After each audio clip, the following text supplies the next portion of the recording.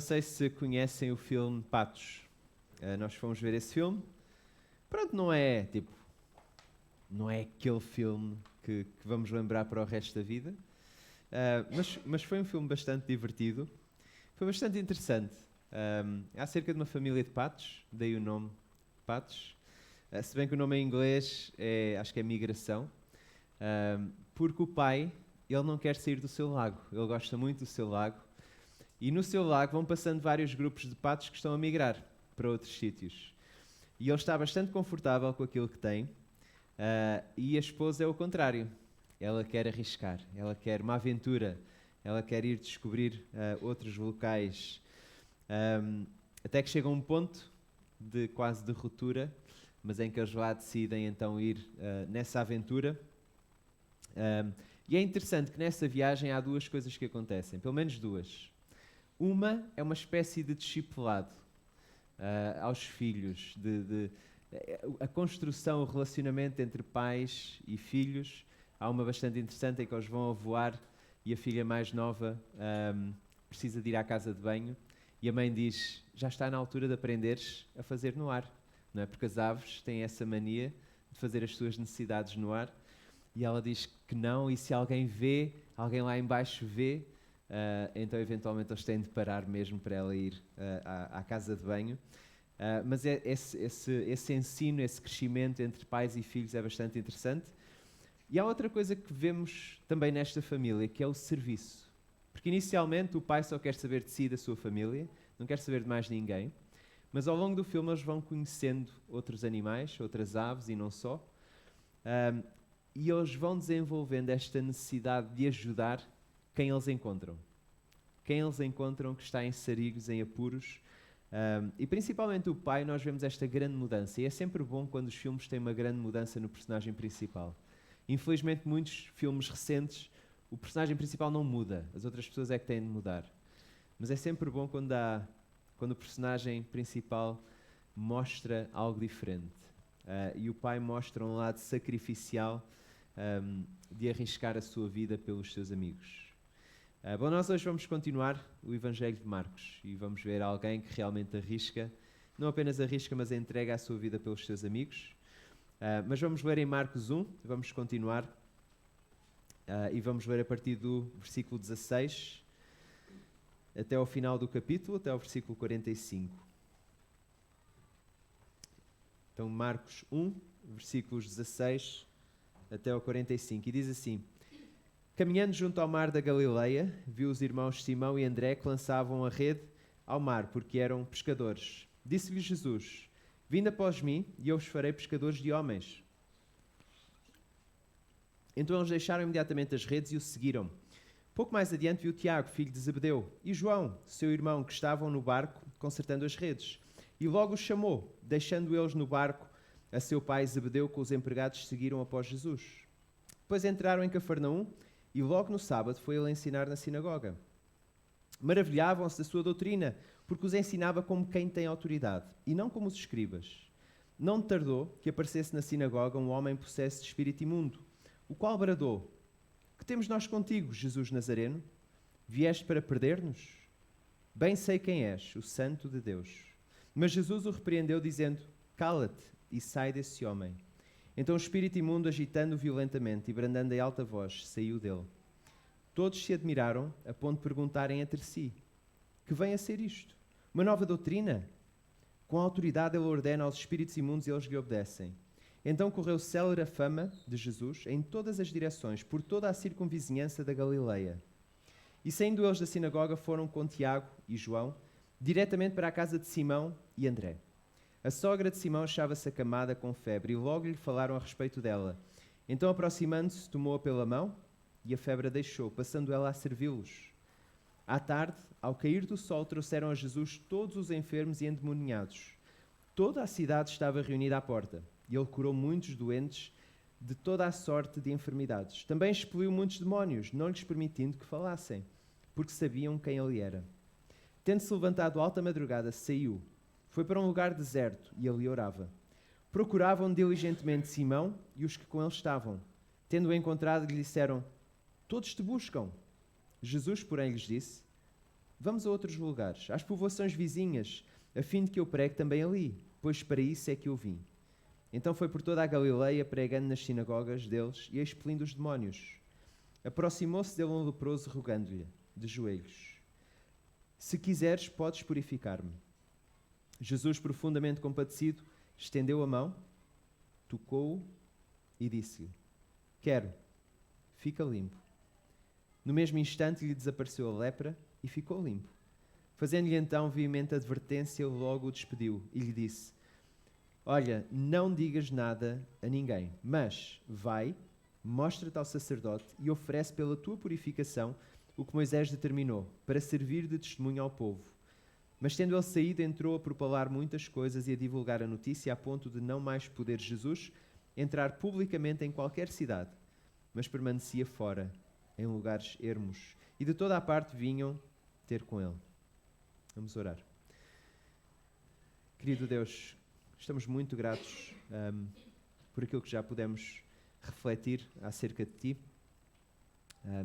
Estamos gratos pelo privilégio de podermos cantar também acerca de Ti, acerca de qual a nossa resposta deve ser. Senhor, agradecemos pela Tua palavra. E, Senhor, pedimos que o Teu Espírito nos ajude a compreender. Que o Teu Espírito possa iluminar o nosso coração para compreender aquilo que Tens para nós esta manhã. E que possa permanecer nas nossas vidas e moldar e transformar as nossas vidas. Nós oramos em nome de Jesus. Amém. Há várias coisas nesta passagem, parece uma longa passagem, mas há várias coisas em comum. Uma delas, curiosamente, eu estava a pensar em músicas que falassem acerca de calar. Se eu vos perguntasse uma música acerca de calar, e lembrei-me de uma dos Black Eyed Peas, Shut Up, Just Shut Up, Shut Up. Depois lembrei-me de outra, dos No Doubt, bandas antigas, não é? Dos No Doubt é Don't Speak. Músicas acerca de relacionamentos que estão assim um bocadinho transtornados, prestes a terminar. Mas curiosamente Jesus aqui diz várias vezes às pessoas para se calarem.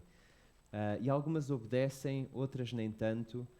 Mas vamos ver como é que se parece este início da missão.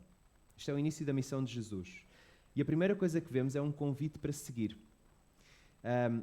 Diz-me qual a primeira coisa que fazes quando chegas à praia e dir-te-ei quem és. Não é bem assim, mas às vezes as primeiras coisas que fazemos dizem um bocadinho acerca de nós. Então eu diria, se a primeira coisa que fazes é estender a toalha e abrir um livro ou jornal, eu diria que tu és solteiro e não tens filhos.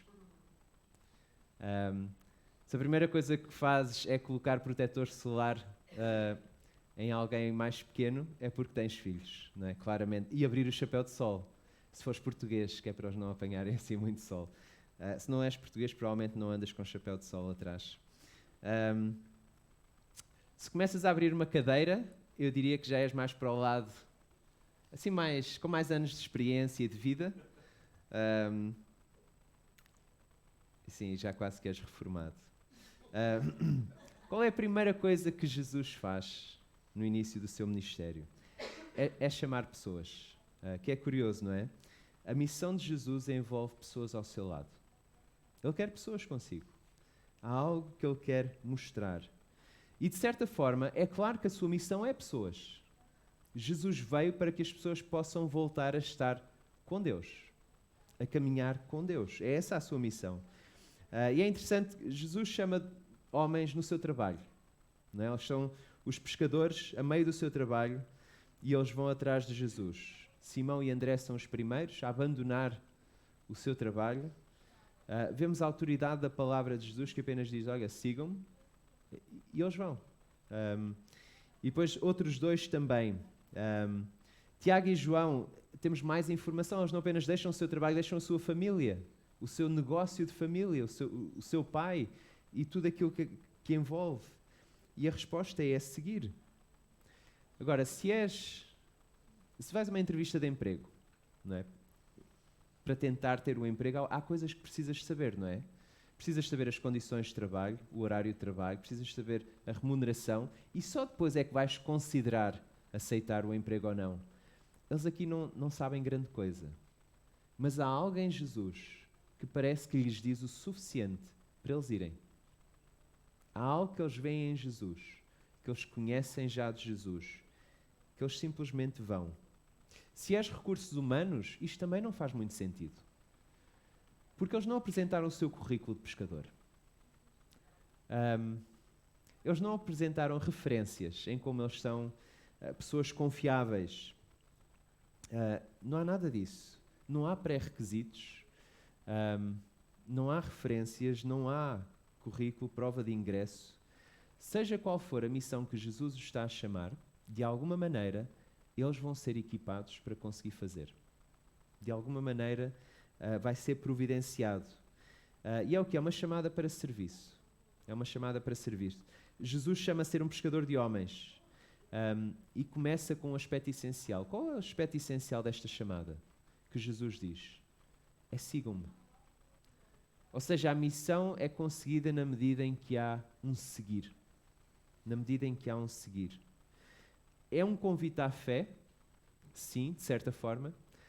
Não aquele passo no escuro, com completa ausência de luz, mas talvez com aquele lusco-fusco, em que não vemos muito bem. Mas dá para ver alguma coisa, dá para ver o suficiente para tomar esse passo de fé. E é uma obediência extraordinária destes discípulos inicialmente. É extraordinária a maneira como eles respondem, que nos aponta para a autoridade da palavra de Jesus. Ele diz: sigam-me, e eles vão. E ao ficarmos intrigados com a autoridade da palavra, isso deve nos levar para a identidade. Ou seja, se ele tem tanta autoridade na sua palavra, realmente quem é Jesus? E é a grande questão da biografia que Marcos faz acerca de Jesus. Ele levanta esta questão várias vezes. Curiosamente, ele é um mau professor, porque ele dá a resposta logo no início. Ele diz logo quem é que ele acha que Jesus é. Ele diz: início do Evangelho, Jesus Cristo, o Filho de Deus. O Filho de Deus. Ele já dá a resposta à partida. É aquilo que ele acha, aquilo que ele quer que nós acreditemos. Mas a autoridade de Jesus deve apontar para a sua identidade. E o serviço a Jesus não deve estar desfasado de segui-lo. Não sei se às vezes pensarmos assim, serviço a Deus ou serviço a Jesus, e se calhar começamos logo a pensar em edifício, começamos logo a pensar em escalas de serviço, começamos logo a pensar apenas em domingo, ou um outro dia da semana, ou em fazer comida, ou em limpar. Mas uma coisa é certa: o convite de Jesus é sempre, em primeiro lugar, um convite a caminharmos com Ele, a segui-lo, e também, depois, ao serviço.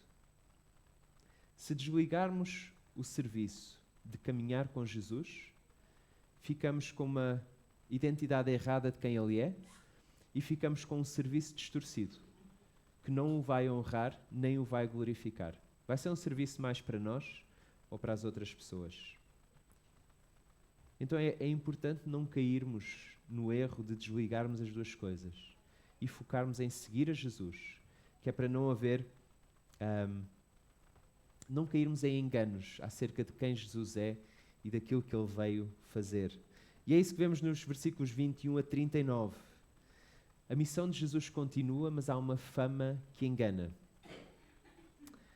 O apresentador do Alta Definição, Daniel Oliveira, chamou Filipe Matos de irresponsável e afirmou ao vivo que informações financeiras dessa magnitude podem abalar os alicerces da sociedade portuguesa. A entrevista foi interrompida pelas autoridades, mas já era tarde demais, pois Filipe... Reticências. Não sei se já viram estas mensagens nas redes sociais. Mensagens que são enganadoras, também já usaram, acho que o Pedro Anderson, aquele que dá conselhos financeiros. São pequenas publicações que parecem apontar para o segredo financeiro foi descoberto, isto foi dito, não devia ter sido, isto vai abalar os alicerces do mundo como o conhecemos. E claro, a pessoa vai lá porque quer saber qual é aquele segredo para felicidade eterna com a riqueza toda que pode ter. Spam, não é? Aquelas mensagens que procuram enganar e procuram roubar os nossos dados. Eu não sei o que é que fizeram ontem, qual foi o vosso programa para ontem. Eu duvido que tenha sido semelhante ao que nós vemos neste sábado, a partir do versículo 21, com Jesus, ou seja, ir ensinar a uma sinagoga. curar uma data de gente, ir à casa do Pedro, curar a sua sogra e depois continuar a curar muito mais pessoas e expulsar demónios. Mas é um sábado bastante cheio que Jesus tem aqui. E é curiosamente porque é um sábado. E para os judeus o sábado devia ser um dia de descanso, mas Jesus faz várias coisas. E o início do ministério de Jesus é o quê? É dizer que o reino está próximo. Ou seja, o reino de Deus está a aproximar-se. É chamar pecadores ao arrependimento, mas há um grande perigo para Jesus, que é a fama. A sua fama, na verdade, representa um perigo. Porquê? Porque Jesus, ele viraliza, não é? Ele fica bastante conhecido. Reparem no versículo 22, as pessoas ficam admiradas com o ensino de Jesus. Mais uma vez, admiradas com a autoridade com que Jesus ensina. Ou seja, ele é como aqueles professores que não apenas ensina a matéria, mas ele conhece, ele é o autor da matéria. Então ele ensina como eles nunca tinham ouvido antes, como nenhum escriba, como nenhum fariseu. E as pessoas veem algo diferente em Jesus. Não sabem bem o que é que isto significa ainda, mas veem algo diferente. E Jesus não estava apenas a ensinar, ele estava a dizer, olha, é uma nova era que está a começar. É uma era de salvação e de julgamento, em que as duas coisas vão caminhar juntas. Aqueles que aceitarem e caminharem com Jesus e aqueles que o rejeitam. Salvação e julgamento. Jesus fala acerca de o espírito e os espíritos imundos. É interessante, não é? Os espíritos imundos parecem ser os melhores alunos. Os espíritos imundos e os demónios são os melhores alunos em relação a quem Jesus é. Eles sabem melhor do que ninguém. Eles sabem quem Jesus é. O Espírito sabe que a vinda de Jesus significa algo mau para ele. Então, se olharmos melhor para este relato de expulsão, assim que Jesus está na sinagoga a ensinar, o Espírito diz: que temos nós contigo, Jesus Nazareno, vieste para perder-nos. Bem sei quem és, o Santo de Deus. Então reparem que eles veem que há algo que está a mudar. A vinda de Jesus significa más notícias para a sua classe, digamos assim, para o seu género, para todos os espíritos e demónios. Significa más notícias. E esta identidade, bem sei quem és, é algo que os discípulos, ao longo da biografia de Marcos, eles vão se questionando. Ao ver os milagres de Jesus, eles perguntam, mas quem é este? Que até acalma a tempestade. E vamos ver isso mais tarde. Mas os demónios, eles sabem, eu bem sei quem és. E tu és o Santo de Deus. Ou seja, eles conhecem a identidade divina de Jesus, que ele não é apenas um homem, ele é o próprio Filho de Deus. A segunda coisa que vemos é o Espírito saber quem Jesus é, que ele é divino e que todos os espíritos estão em apuros. O que é que Jesus faz? Expulsa o espírito e manda-o calar. Ordena-o ao silêncio. Uma das coisas que no mundo espiritual tem algum peso é dizer, se souberes o nome do Espírito, como que tens autoridade sobre ele. E é a última cartada do Espírito, é dizer, eu sei quem tu és o Santo de Deus. Como que a tentar ter autoridade sobre Jesus. E ele não consegue. Ele não consegue. Bom, ao ver isto, Pedro pensa, ok, tenho de levar este homem para ver a minha sogra. Se ele consegue lidar com demónios, ele consegue lidar com a minha sogra. Estou a brincar, eu gosto muito da minha sogra. Mas sim, a fama está a crescer e eles fazem uma pausa e vão até a casa de Simão e de André. A sogra está doente, Jesus cura naquele momento e vemos que a cura é imediata, porquê? Porque ela vai servir. E podemos pensar, que passagem tão machista, não é? A mulher é curada e volta para a cozinha para ir servir. Ou também podemos ver algo bonito e verdadeiro nesta passagem, que é o serviço da mãe de Pedro. É semelhante à obediência dos discípulos, que simplesmente seguem Jesus, e é muito semelhante àquilo que Jesus diz que é a sua missão. No capítulo 10 de Marcos, versículo 45, Jesus diz, o Filho do Homem não veio para ser servido, mas para servir e dar a sua vida em resgate de muitos. Aqui está uma mulher que, quando fica curada, o que é que ela faz? Ela serve. exatamente como aquele que a curou, que veio para servir. Então eu diria que não é uma passagem machista. Jesus aceita o serviço desta mulher, da sogra de Pedro. Mas ele não aceita que a sua identificação seja feita por espíritos e demónios. Então há coisas que Jesus permite, há outras que não. E Jesus vai alertando para o silêncio. Porquê o silêncio? Porquê que Jesus manda calar? Porque depois chegamos ao final dos Evangelhos e pensamos, bom, qual é a missão dos discípulos de Jesus? É testemunhar, é falar. Porquê que aqui, em várias alturas, Jesus vai pedindo silêncio, ordena aos espíritos e demónios e pede a várias pessoas que são curadas para não falarem muito? Em parte, porque alguns anúncios messiânicos diziam que ele é o rei, e ele não é bem o rei como as pessoas pensam, mas isso iria despoltar um problema com os romanos e iria dificultar bastante a missão de Jesus nesta altura. Ao mesmo tempo, Jesus quer se revelar aos seus discípulos e a todas as outras pessoas, não como a expectativa de rei que muitas pessoas tinham, mas como a sua própria identidade de servo. E Marcos mostra isso muito bem. Jesus quer se mostrar como o Salvador humilde que vem para servir. E ele precisa de mostrar isso. Todos procuram Jesus, principalmente quando o sábado termina e vemos esta multidão a vir toda até Jesus.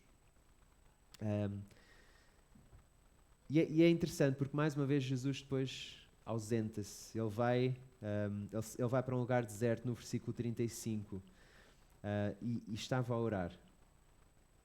E é interessante ver que Jesus, no auge da sua fama, deste grande dia de sábado, todas as pessoas a virem a ele, os discípulos provavelmente muito entusiasmados, não é? Porque quando vemos muita fama, muitas publicações acerca de Jesus, o Instagram está a arrebentar com publicações acerca de Jesus e de repente ele vai-se embora e ele vai estar com o Pai. E não esquecemos que Jesus chamou os seus discípulos e eles vão caminhar consigo e vão aprender com ele. E Jesus está também a ensinar que eles precisam depender do Pai. Não é para eles fazerem o ministério todo no auge da sua fama. É para terem momentos com o Pai de oração e de dependência. O homem mais capaz e mais equipado para fazer ministério, para fazer missão, para ensinar, para curar, é o homem que mostra que depende do Pai e que precisa de estar em oração com o Pai. Isso também ajuda a manter alinhado com aquilo que é a vontade do Pai, com aquilo que é a vontade, seja feita a sua vontade no céu, na terra, assim como é no céu. E Jesus mostra isso muito bem aos seus discípulos. Os discípulos querem que ele aproveite a fama. Aproveita, Jesus, agora estás no auge, não é? E redes sociais, o que é preciso fazer? Constantemente colocar mais publicações, não é? É essa a ideia para manter a fama. Mas Jesus não faz isso. Ao mesmo tempo, ele não fica indiferente ao sofrimento humano. Ele vai orar, mas depois todos o buscam e Jesus dá esta declaração de missão, no versículo 38. Ele diz, vamos a outros lugares, povoações vizinhas, a fim de que eu pregue também ali, pois para isso é que eu vim. Uma passagem com muitas curas e expulsões de demónios, e Jesus diz, olha, eu vim para pregar, eu vim para falar, há uma mensagem que eu preciso de passar. E não é que isso negue compaixão e cura. Não nega, Jesus faz as duas coisas, mas ele entende a prioridade de ambas. Porque as curas e milagres trazem fama, trazem um mau entendimento acerca da sua identidade? Sim, também. Muitas pessoas foram curadas que não chegaram a compreender quem Jesus era. Mas é interessante que as pessoas que se aproximam com as suas vidas quebradas, vemos compaixão da parte de Jesus. E principalmente nesta última pessoa, nos versículos 40 a 45, vemos a compaixão que salva. Jesus vai para fora. Não, ele está a ir para fora para lugares ermos e vemos este leproso. Os leprosos eram as pessoas com menos de tudo. Com menos de tudo. Com menos esperança. Por causa da sua doença incurável. desprovidas de dignidade. Eles não tinham dignidade, eles eram obrigados a estar fora e longe. Eles eram obrigados a andar com um pano até a tapar a boca também. Eles eram obrigados a, quando vissem alguém, eles tinham de gritar: leproso! Leproso! Que é para as pessoas não se aproximarem. Eles estavam desprovidos da sua identidade. Eles não diziam: olha, eu sou o Manel. Não, eu sou o leproso. Passou a ser a sua identidade. Eles estavam desprovidos de família, de comunidade, de amizades, de religião. Eles não podiam ir adorar a Deus ao templo. Eles estavam fora, completamente fora. Sem esperança. Sem simpatia das pessoas. Sem compaixão. Eu creio que foi uma das coisas que a pandemia nos mostrou um bocadinho, foi esta imagem de alguém que ninguém pode tocar, ninguém se pode aproximar, senão vão haver consequências para nós, mas ao mesmo tempo é uma pessoa. E como é que lidamos com esta questão? A pessoa está a sofrer e está doente, mas se eu vou também fico doente, e se eu vou depois posso também passar a outras pessoas que eu amo. Como é que eu faço? Não é? Os profissionais de saúde enfrentavam isto todos os dias. A questão das máscaras, a questão da vacinação, foi tudo tão brutal, de certa forma, para nós. Mas em parte, creio que nos ajuda a perceber melhor o leproso e aquilo que Jesus faz. Ou seja, o ouvir o leproso seria como em 2020 estar e ouvir e ver alguém com uma máscara a tossir. É um anúncio, não é? Alguém com uma máscara a tossir é o mesmo que dizer: tem Covid, afastem-se de mim. Mesmo que não fosse, nós íamos afastar. Houve uma enfermeira que disse, olhando para trás e trabalhando num lar de idosos, ela diz: apesar de reconhecer que as pessoas mais idosas de que cuida agora estão mais tranquilas perante a pandemia, ela não esquece o desespero que via nas pessoas. O desespero de não saber o que vai acontecer, não saber porque é que estão sozinhas. E assim era o sentimento dos leprosos. O leproso, de alguma maneira, ouviu falar acerca de Jesus. Ouviu falar, muito provavelmente, das curas. E ser esse o seu pedido. Ele quebra a norma social. Ele aproxima-se de Jesus. Ele não o devia fazer, mas ele quebra essa norma. Ele afirma a sua crença que Jesus, se quiser, o pode curar. E é claro que Jesus pode curar. Temos visto a sua autoridade na sua palavra. Sigam-me, os discípulos seguem. Ele ensina com autoridade. Ele cura com a sua palavra. E se já compreendemos quem Jesus é, que Ele é o próprio Filho de Deus que criou, o agente da criação, através da sua palavra, tudo foi criado, então é claro, basta Jesus dizer: cura-te, fica curado, fica limpo, e já está. Mas Jesus faz algo mais. Um gesto bastante impactante, e que nós percebemos isso tendo passado pelo Covid. Ele toca no leproso. Ele não precisava de o fazer, mas ele toca no leproso. Fica limpo. E o leproso volta a ser o Manel. Eu devo dizer que este nome não é bíblico, está bem? Ou melhor, este nome não é um leproso, eu vou fazer de conta que é o Manel, apenas para lhe dar uma identidade. O puro toca no impuro. E o que normalmente acontecia era, se tocasses, estivesses ao pé de um leproso, ao pé de um corpo morto, isso tornava-te impuro a ti. E depois tinhas de cumprir requerimentos de acordo com a lei de Moisés. Para voltares a ficar puro, tinha de passar uma série de dias. E depois o sacerdote, que era uma espécie de, não apenas a figura religiosa, como também o delegado de saúde, ele é que depois dizia se tu voltavas a ficar puro ou não, para depois voltares à comunidade e ires à igreja e ouvires a palavra de Deus. Mas nesta situação, o puro toca no impuro e Jesus não fica impuro. Ele não fica. Aquilo que normalmente acontecia não acontece. E é curioso que Jesus pede ao Manel para testemunhar. Ele diz: olha, vais testemunhar de uma maneira, mas não quero que testemunhes de outra. Não é? O que é que ele diz? Ele diz, olha, vai ao sacerdote, ao delegado de saúde, para que ele ateste a tua recuperação. Oferece aquilo que deves oferecer pela tua cura, e depois vais entrar na tua vida social normal. Vais voltar a estar em comunidade, vais voltar à família, aos amigos, a conhecer Deus através da sua palavra. E isto vai ser um testemunho para o povo. Então é desta maneira. E depois Jesus pede-lhe, não digas mais nada a ninguém. Então testemunhas desta maneira, mas não testemunhas desta. E é assim que deve ser. O que é que acontece? Bom, há quem diga que o Manel foi tão contente que ele não conseguiu conter a sua alegria. É como quando caímos no erro de dizer a uma criança pequena acerca de uma surpresa que vamos fazer e ela depois não se consegue conter e conta a surpresa. Ele dá com a língua nos dentes. Mas reparem, o texto acho que não nos permite esta interpretação. Porquê? Versículo 43 diz, fazendo-lhe então veemente advertência, ou seja, é um aviso forte que Jesus faz.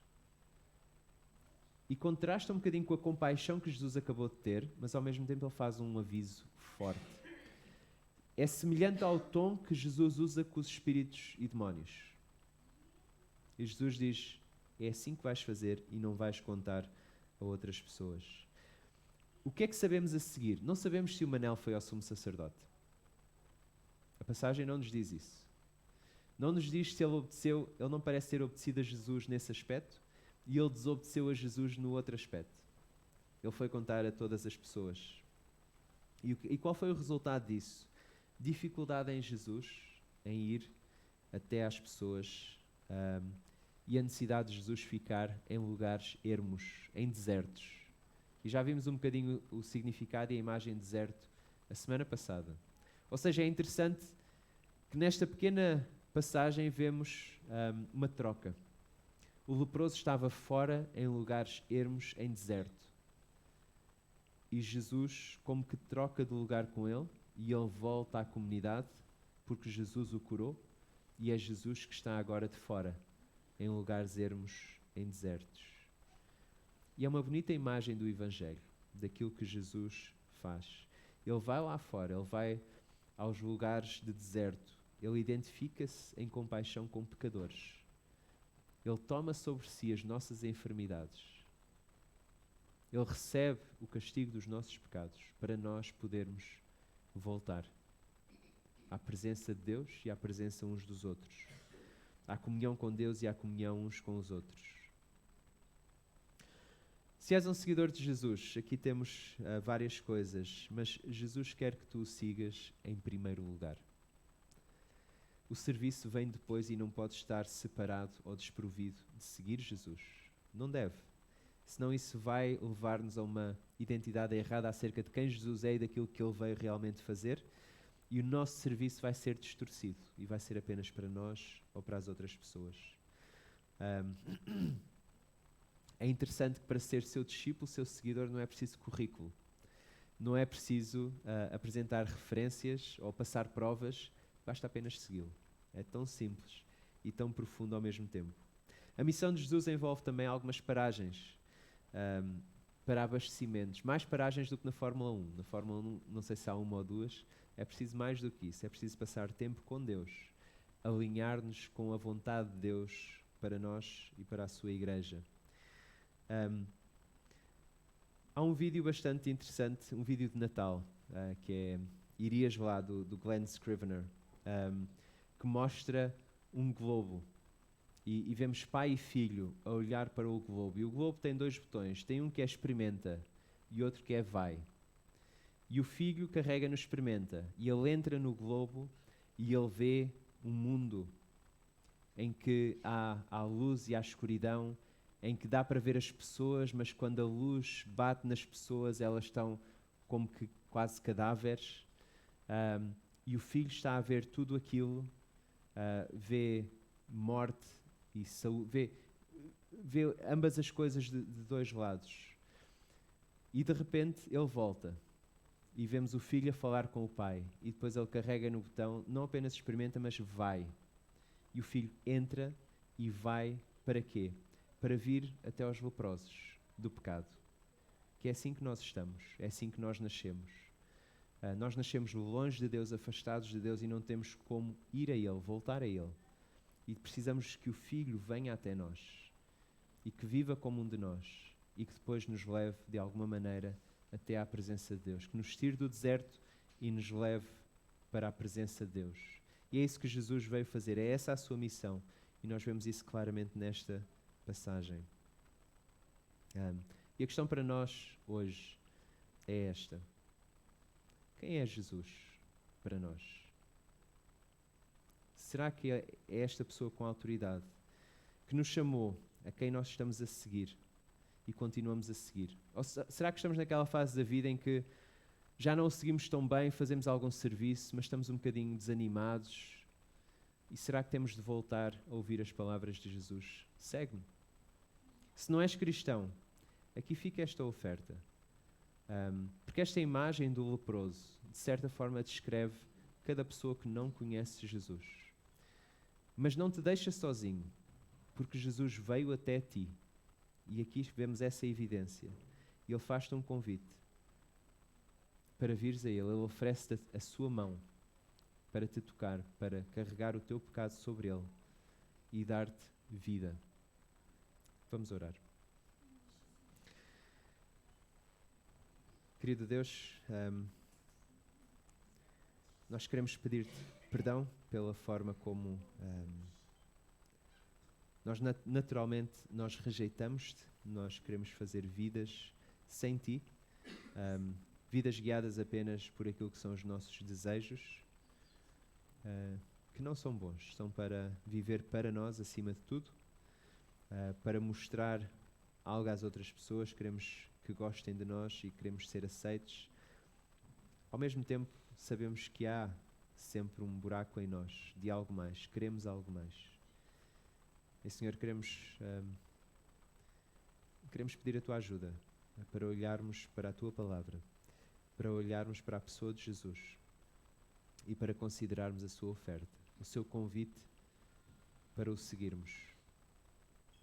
Senhor, ajuda-nos a olhar para as nossas vidas e realmente a considerar estas boas notícias do Evangelho, que não precisamos de fazer ou de merecer para sermos Teus seguidores.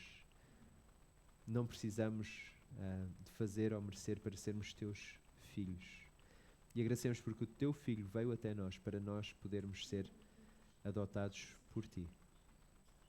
Agradecemos porque com este leproso nós vemos uma bonita imagem acerca do Evangelho. Nós vemos a Tua compaixão e nós vemos também a Tua salvação, a maneira como Tu salvas. Ajuda-nos a responder de forma diferente a este leproso. Ajuda-nos a responder como os discípulos responderam inicialmente, mesmo não sabendo tudo. Eles aceitaram seguir Jesus. Ajuda-nos a responder como a sogra de Pedro. E a seguir e a servir. Nós oramos em nome de Jesus. Amém.